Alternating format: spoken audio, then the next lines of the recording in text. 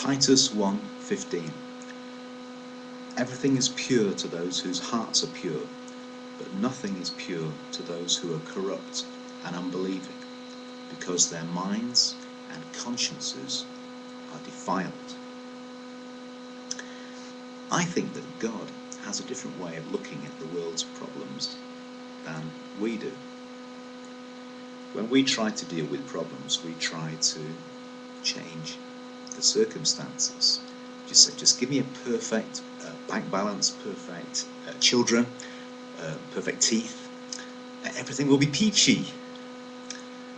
Just get the circumstances right and my life will be right. And God has a different perspective. He says the problem is not outside, it's inside. It's as if you came to a doctor and the doctor examined your wound and treated your wound, but didn't notice that there was an infection inside. He was treating the surface issue and not getting to the root of the matter.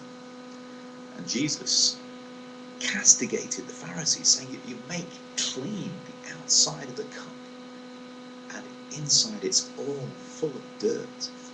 The heart of the matter is a matter of the heart. Here's the principle. Everyone is the creator of their own world. I brought something to show you. Here you go. Here's a beautiful windfall apple. But it's completely rotten. Now, to me, that apple is pretty disgusting. But to a worm, it is delightful. It is a banquet. It is a feast. So what makes the difference? Well, my nature, I'll put this over here, is different from the nature of the worm. We look at the same thing in a different way.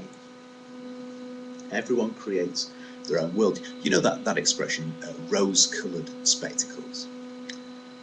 Tinted lenses make everything look in a certain perception. I go for a walk to the river with my wife, and my wife says, oh look, time like an ever-rolling stream. And I say, oh look at the rusty bicycle. So you've got two different people with two different perspectives, depending on what they're like inside. To the pure, all things are pure. To the corrupt and unbelieving, everything is rusty bicycles, man. Even your moods create a difference. If you, they say get up out of the wrong side of the bed, and you groan and sulk your way through the day, and everything is disjointed and difficult. And if you woke up in love, or and you're bouncing for joy, hark the merry sparrow, it's all wonderful, it's all delightful, because of the difference that's inside you. Your heart creates your different perspective. It seems to me that people detect in the world the vice with which they're most familiar themselves. So watch out if you're a kind of mad hypocrisy hunter, because the apple don't fall too far from the tree. What you see in the world is what is really inside you. These people who kind of are suspicious of everything. Your heart creates the difference. In the Bible it says, love keeps no record of wrong. That is an astonishing statement. Love believes all things. Love bears all things in 1 Corinthians 13. Now, I'm not saying that it's all in the mind. I'm not saying there's no such thing as evil. I'm saying that when you are in God, you are in a sense of order. There's an orderedness, there's a connectedness to the whole universe. And when you're not right inside, then the whole world is disjointed and disordered. Here's the point.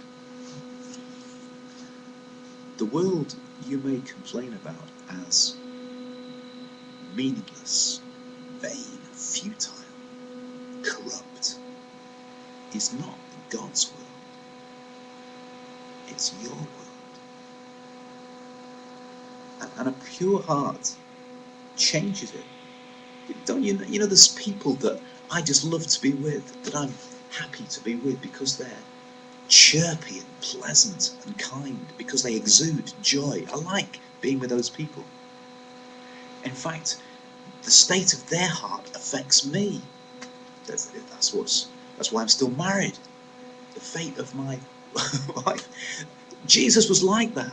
Jesus was like that. People loved to be with him. You talk the case of Zacchaeus. This crook is with him for half an hour, and he is radically, financially transformed right down to his wallet, right where it hurts. A pure heart changes the people around him. I just want to leave it with you. I want to say this one thing, okay?